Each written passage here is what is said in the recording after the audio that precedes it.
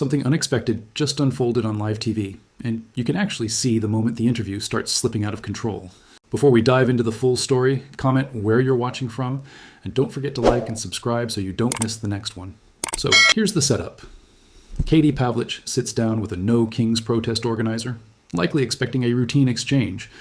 But instead, the conversation quickly turns into a clash over the Constitution and Americans exercising their rights. And as the guest pushes back with confident, grounded answers, you start to notice it.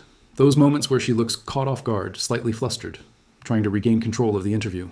It starts subtle and becomes impossible to ignore. Let's watch the clip in full, and then we'll break down exactly what just happened.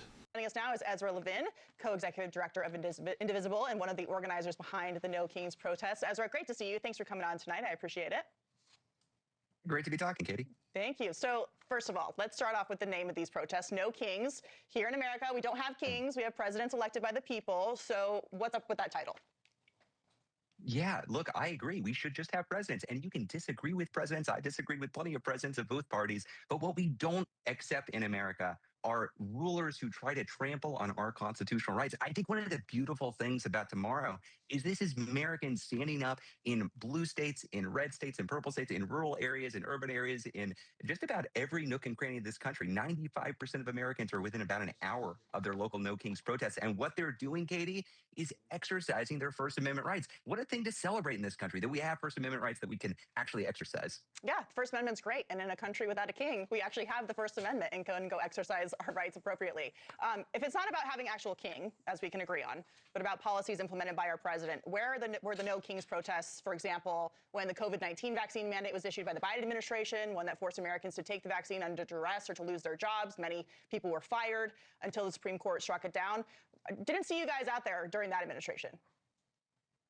So what we're responding to right now more than anything else is two things. One, it is a secret police force that is terrorizing American communities, and in some cases killing Americans, as they did in the Twin Cities. We had ICE murder Renee Good, and we had Border Patrol murder Alex Preddy in the streets while they were exercising their First Amendment rights. That's one thing that we're seeing these millions and millions of people responding to.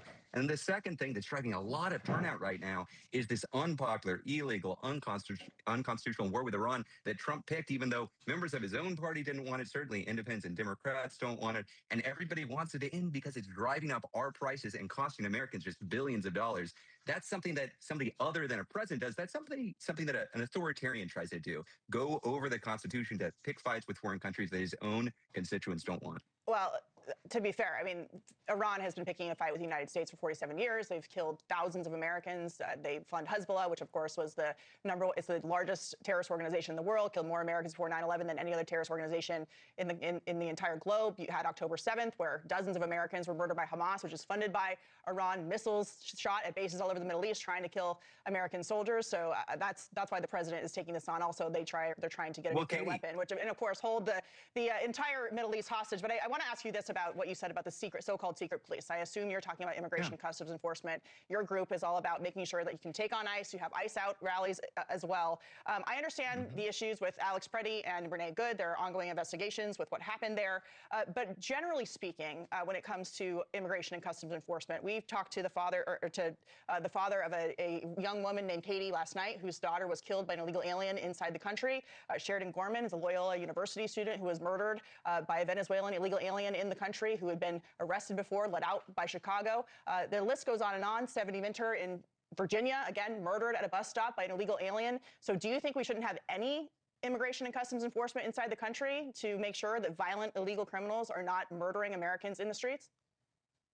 Can I respond to both points that you raised? You raised a whole bunch of interesting points about Iran. I think this is exactly why Congress has the power to declare war. I would love a debate about whether there should be military action in Iran. Again, it is Congress's job, not the president's, Congress's job to declare war. Trump himself is calling this a war. He is acting unconstitutionally in waging this war. This is, again, a war that the vast majority of Americans did not want, that the majority of Americans do not want to continue paying for. We want this president to focus on making our lives better, not picking fights that we don't want. And if there is going to be a war, it's Congress's job to do that, Katie. That's in the Constitution. The Congress so hasn't declared a war since the 1940s. And I assume you had the same complaints when Barack Obama was also droning Americans overseas, and he was declaring war on places like Libya, which was a war that dragged out a lot longer than what's happening in Iran. And I would say also that the president is improving the lives of Americans by making sure that we are not held hostage by a nuclear Iran. But I want to ask you one more question before we get going. To that point, that's a fine opinion to have, Katie. It's a minority opinion. You are in the minority holding that opinion. Is an unpopular war that most Americans want out of.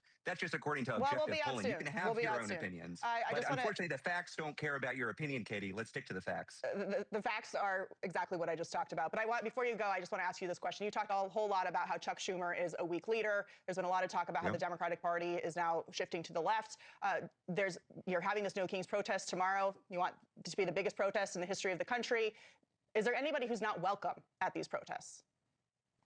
Oh, I think it's really, really important that this is welcome to anybody in the country who opposes monarchical rule and authoritarianism. And this is absolutely not a rally for Kamala Harris voters or for Democrats. This is a rally for Republicans and independents and Democrats and people who don't care about the political system, don't think it works for them. We actually don't have to agree on what the future policy agenda in 2029 ought to be to say in one clear voice in the 250th anniversary of the founding of this country, a country founded on rejecting authoritarian rule. I'm glad that we agree that the founding of this country was a good thing. Because it used to be that the left thought we were a colonial power and that we hate America. But I'm just curious, does including everybody mean that you're welcoming groups like Communist USA, who's been at these rallies? You had the Democratic Socialists of America, who talked about violence against groups that they say it's necessary at some point. What does the training look like in terms of allowing these people into these rallies, if everybody's welcome? Allowing people to exercise their First Amendment rights? Are you saying in order to exercise your First Amendment rights, you have to commit to a certain ideology? I'm just curious who you're welcoming in, given that there are training materials from these groups that advocate for violence. Oh, I want to be very clear. This is foundationally nonviolent. And that's not just me saying this. This isn't our first rodeo, Katie. This is the third No Kings protest. We had 5 million people out last June. We had 7 million people out last October. Yeah. There are 3,300 events all over the country. So far, there have been no incidents of violence. I will tell you, I'm glad that you're worried about political violence, because on January 6th, there was a lot of political violence supported by the folks on your side. And I think I'm glad that you're bringing it up, though, because we do need to call out political violence. And held in prison. So Ezra Levin, thank you very much for joining us and making your case. By the president. Because the justice system was tyrannical and overcharged most of the people for simple trespassing. Ezra Levin, great to see you. Good luck tomorrow. Hope the weather's... And there it is, the moment everything falls apart. You can see it plain as day. Katie Pavlich gets caught off balance, tries to wrap things up quickly, and it just doesn't land. That ending? Messy. Really messy. Because once the pressure hit, the conversation slipped away from her. Meanwhile, the organizer stays composed, sticks to his points, and doesn't let the moment go. Whether you agree with him or not, he was sharp. And that contrast is what made this exchange stand out. And this is where the bigger pattern comes into focus. When the conversation shifts to constitutional rights or events like January 6th Capitol attack, things suddenly get uncomfortable. The tone changes. The control disappears. Even figures like Donald Trump and J.D. Vance get pulled into that wider debate about free speech, consistency, and who actually stands by those principles when it matters. And that's why this clip is blowing up. Not just because of what was said, but how it ended. One side trying to move on quickly, the other refusing to let the moment slip. Let me know what you think about this exchange, and I'll catch you in the next one.